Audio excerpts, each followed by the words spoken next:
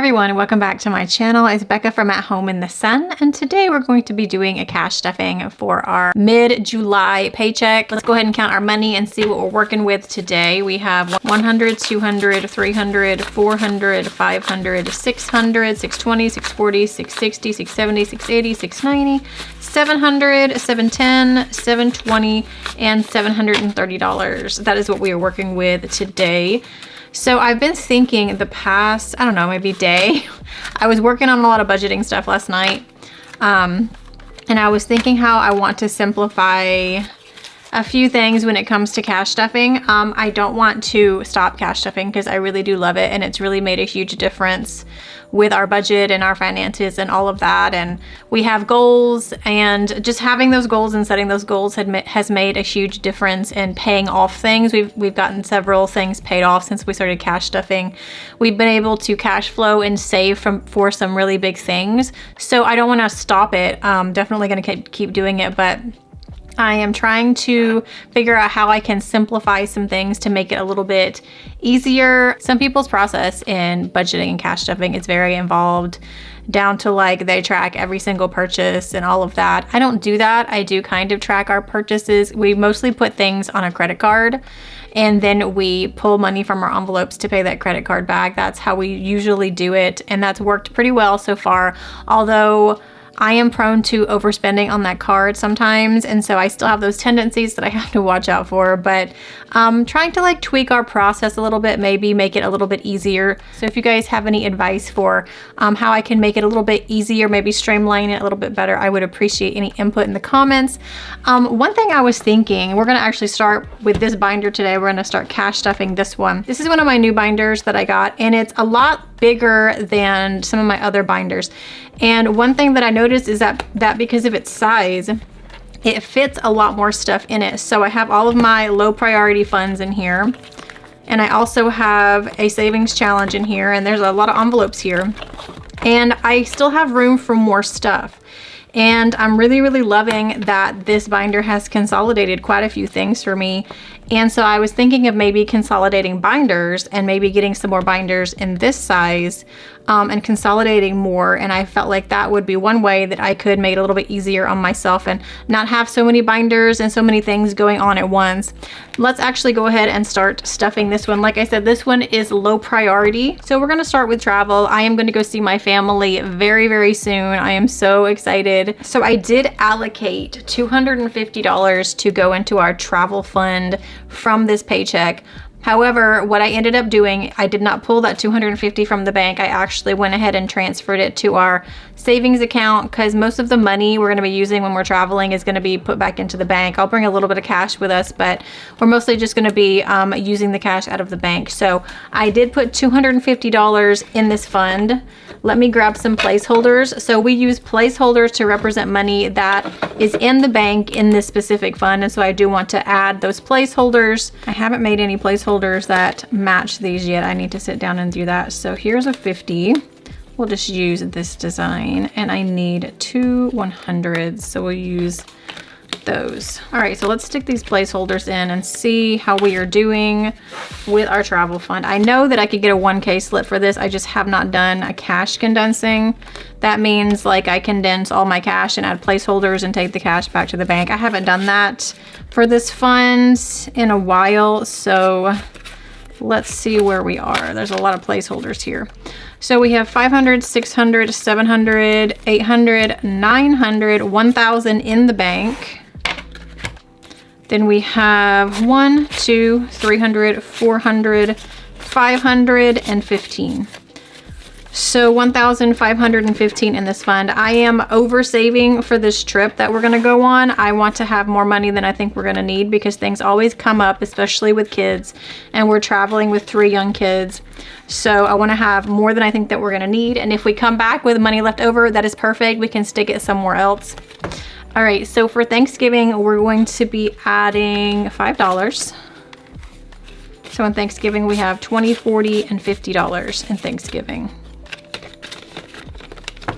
All right, so gifts, we're gonna be adding $50 to gifts. Our family, our extended family, has a lot of birthdays coming up in August. So I'm gonna add $50. So we have $50, $70, $90, and $95 in gifts.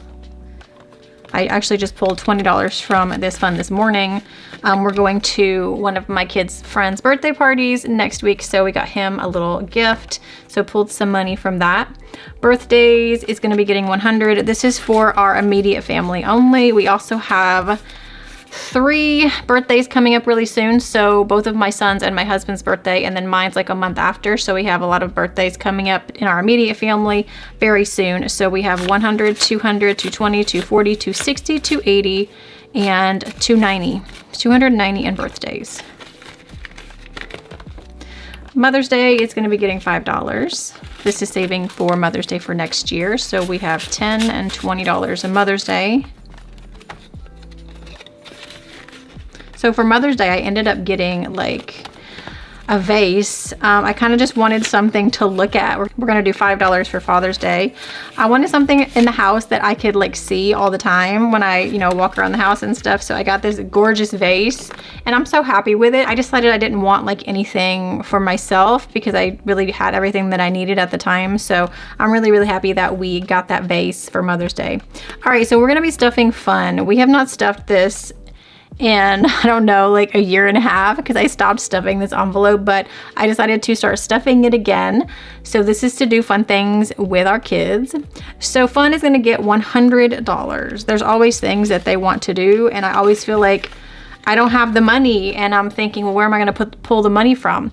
And it could be something very simple, like just stopping to get a smoothie or stopping to get something from a food truck or just letting them pick out a toy from Five Below. And I've been hesitant to do that because I'm like, well, where am I going to pull the money from? And this is now where I'm going to pull the money from. I do have a miscellaneous fund. You guys never see that because I keep it in the bank. And so like I was pulling things from like our miscellaneous fund. But now I have an envelope to pull from for things like that for the kids. All right, so we're going to go out of order today. We're going to go to this binder. This is a high priority binder. So high priority funds are in this one.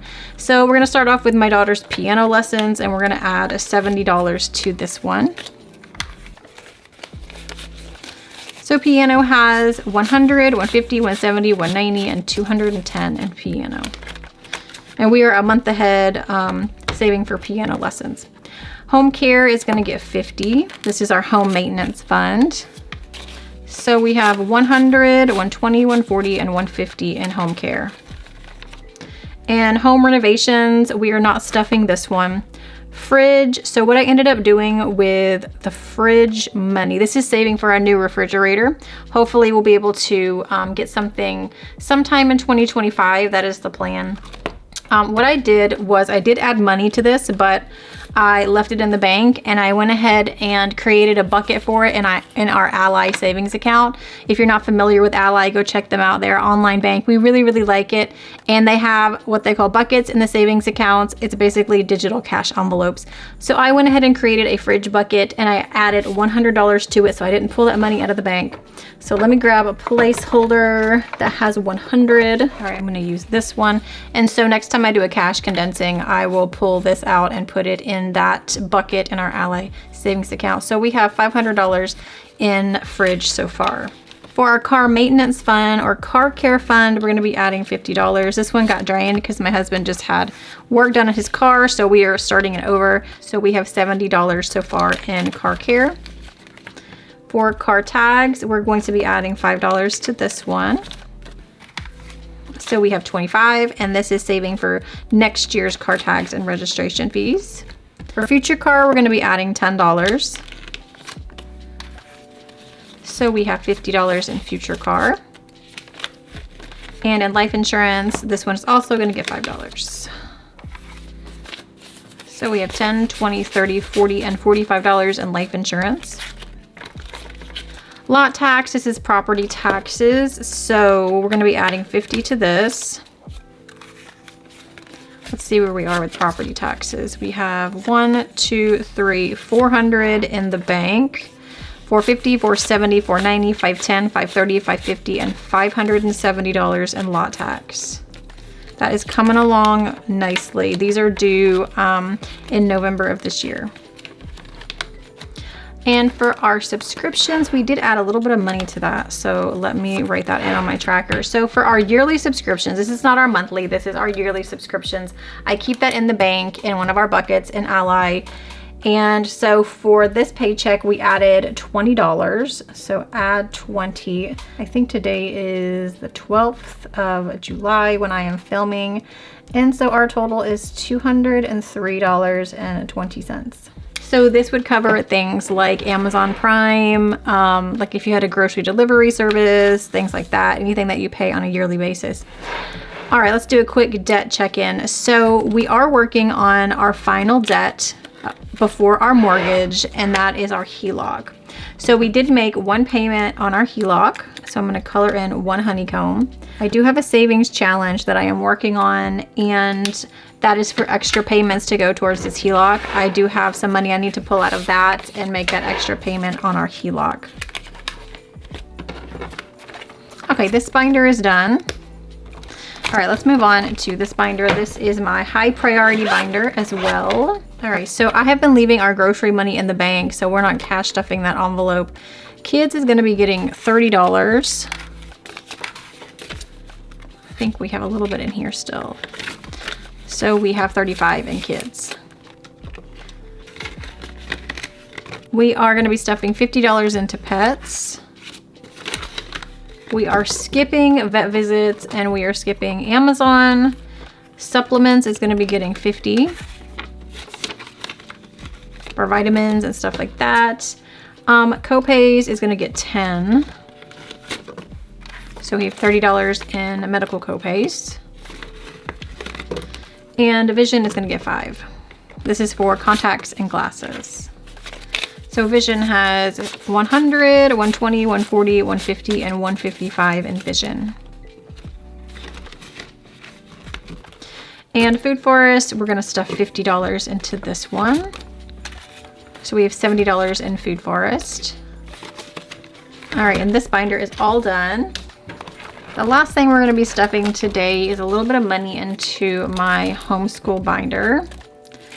And we're only gonna be stuffing one envelope, and that is co-op. So we're gonna be stuffing $30 into our co-op fund.